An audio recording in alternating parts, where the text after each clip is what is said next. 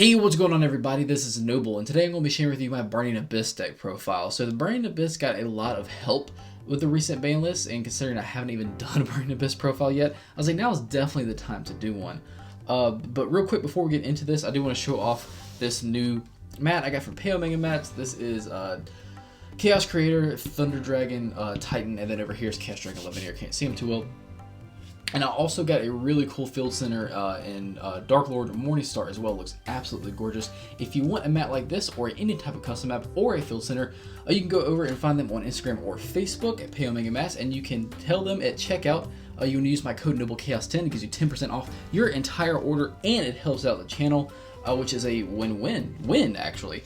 So definitely do that, guys, and yeah, let's get into this. So to start off with, we're playing triple Tour Guide from the Underworld, which is like, you know, duh. The fact that this card is at 3 now is really awesome. So what Tour Guide of the Underworld does, if you're not familiar with it, is when this card is normal summon, you special summon a level 3 Fiend type monster from your hand or deck, and its effects are negated and cannot be used as secret material. Cannot be used as a secret material monster. So the really cool thing about this is the Burning Abyss monsters like blow themselves up if there's anything on the field, on your side of the field, that's not a Burning Abyss monster, but this really stops that. So that is really cool, being able to just get more bodies on the field and not have to worry about them blowing themselves up. I'm running 2 Fiendish Rhino Warrior. If you want to bump this up to 3, you could do that. But what he does is, Fiend type monsters you control except Fiendish Rhino Warrior cannot be destroyed by battle or card effect. If this card is sent to the graveyard, you can send a Fiend type monster from your deck to the graveyard except another copy of this card. You only use this effect once per turn. I'm playing a double Graph, which is really cool to say. So what Graph does is, if you control a monster that's not a Burning Abyss monster, destroy this card, like I just said a minute ago. And you only use one of these effects of Graph, Malebranch, with Burning Abyss per turn, and then once that turn. That's all really the same for the rest of them, just with their respective names. If you control no spell and trap cards, you can special summon this card from your hand, so it's easy to get out in the field, and that's really cool. And if this card is sent to the graveyard, you can special summon one Burning Abyss monster from your deck, except another copy of this card. I'm running double Seer. What Seer does is, if you control no spells or traps, you special summon this card from your hand. And if this card is sent to the graveyard, you can target one Burning Abyss monster in your graveyard, except Seer, Malebranch, and Burning Abyss, and special summon it, which is also really, really cool. I'm running double Farfa. I bumped Farfa down from 3. 3 was just getting a little bit too much, but 2 seems pretty optimal now. What Farfa does is, if you control no spell track, especially this card from your hand, I wonder if you're seeing the trend yet, right? If this card is sent in the graveyard, you can target one monster on the field and banish it until the end phase, which is really cool because a lot of times you'll win by the end phase anyway, if you're able to use this effect. So that is really nice to be able to just get rid of a problematic monster and straight up banish it for a little bit. Same with Skarm. I bumped him down to 2, and as soon as I did that, it started working quite a bit better actually. 2 definitely seems to be a little more optimal. Now, if you want to play maximum of both of them, you can do that. Like, I'm definitely not knocking that. Just for me personally, it feels like it's working out better with 2 of each. But what he does is same thing, special on those spells and traps. And then during the end phase, if this card is in the graveyard because it's sent there this turn, you can add one level 3 Dark Fiend type monster from your deck to your hand, set another copy of this card, and that is a like massive pool of cards to pick from. So that is a really cool searching effect.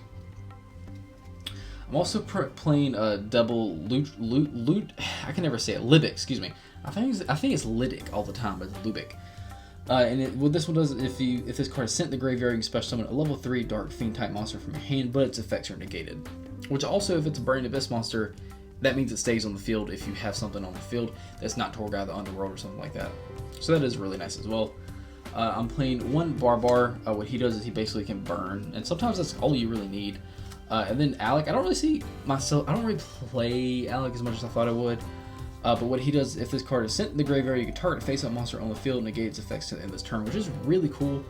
I just don't, I don't really use them as much as I thought it was. Kind of interesting.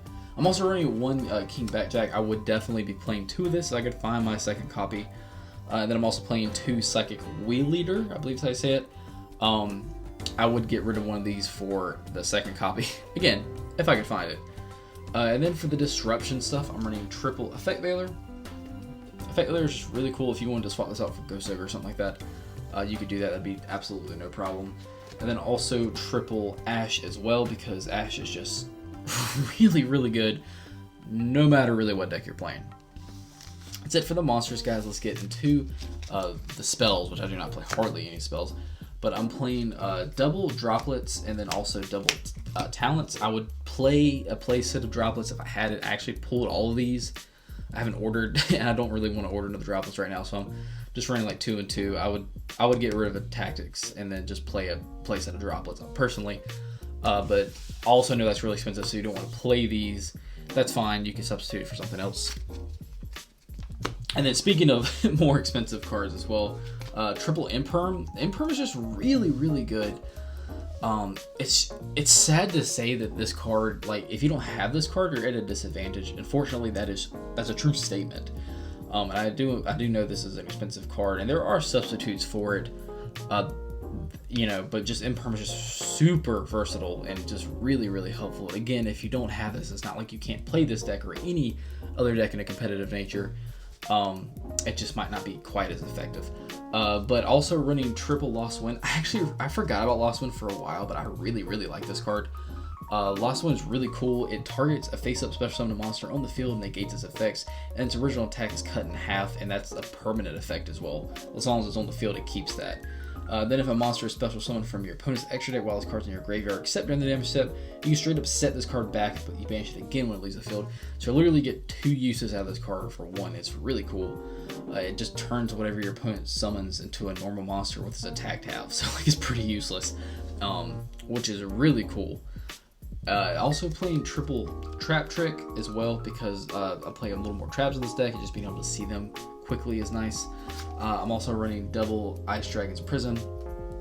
These cards are actually really, really good. I actually pulled 2 of them, and I was really happy because it's been going up in price. But you target a monster in your opponent's graveyard and special summon it to your field, but its effects are negated, and then you banish 1 monster from both players' field.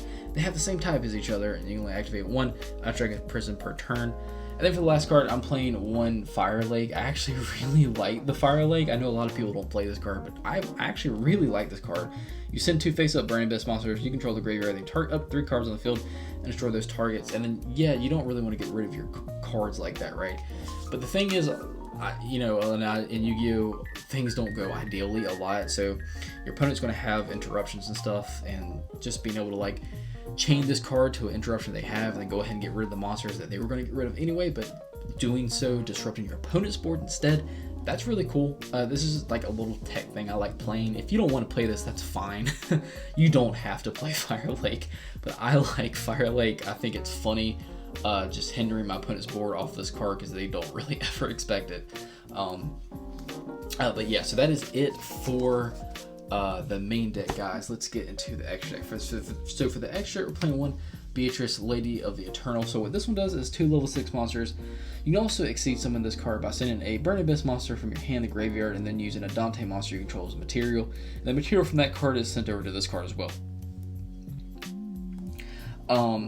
If it's summoned this way, the following effect cannot be activated this turn. Once per turn during either player's turn, you can detach 1 material from this card, send 1 card from your deck to the graveyard, and if this card in your possession is destroyed by opponent's card effect or by battle or card effect, and sent to the graveyard, you special summon a Burning Abyss monster from your extra deck, ignoring its summoning conditions, which is really cool. And man, this card is absolutely beautiful. I personally really like the Gold Secret, especially when it exceeds. I'm also running triple Dante. I see a lot of people play 2 and I see a lot of people play 3. I burn through my Dantes, so I like playing 3 of them. And then I'm playing a Phantom Knight's Breaksword. On the note of that, I will be doing like a PK Fire build as well. So do keep an eye out for that, but I just want to keep kind of more pure Burning Abyss for the first one at least. And then a Dante Pilgrim of the Burning Abyss, just being able to cheat this out off of Beatrice is nice, and I have room for it, so why not? 2 Cherubini Ebon Angel of the Burning Abyss. If you want to only play 1, that's fine. Thankfully, this card's price did drop quite a bit with the Megatons. But what this one does is a link 2 level 3 monsters. Monsters that this card points to cannot be destroyed by card effects. If this card would be destroyed by battle or an opponent's card effect, you can send another card you control to the graveyard instead. You can send 1 level 3 monster from your deck to the graveyard, then target a Burning Abyss monster on the field and it gains attack and defense equal to the attack and defense of the monster sent in the graveyard until the end of this turn. You only use this effect once per turn, so that is really cool. And again, if you'd rather not play 2 of this, that's fine. You had an extra spot for something. We're in an IP. IP is just really, really good. Use her all the time. the Nightmare Trio with Cerberus, Phoenix, and Unicorn. I absolutely love going IP Unicorn bounds on your opponent's turn. And then for the last 3, just a Boral Sword and Appaloosa, and then a Access Code Talker as well.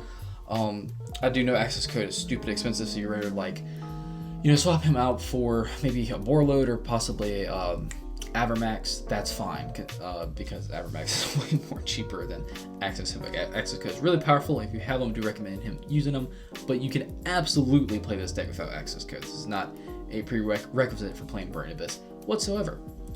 So yeah, guys, that's actually it for the deck profile. Nothing too flashy, I feel like. Like I said, I will be doing a PK Fire build as well, but I just want to stick to more pure for the first one, considering this is my first time doing a Burning Abyss deck profile, which is ironic because I've had the deck for a long time.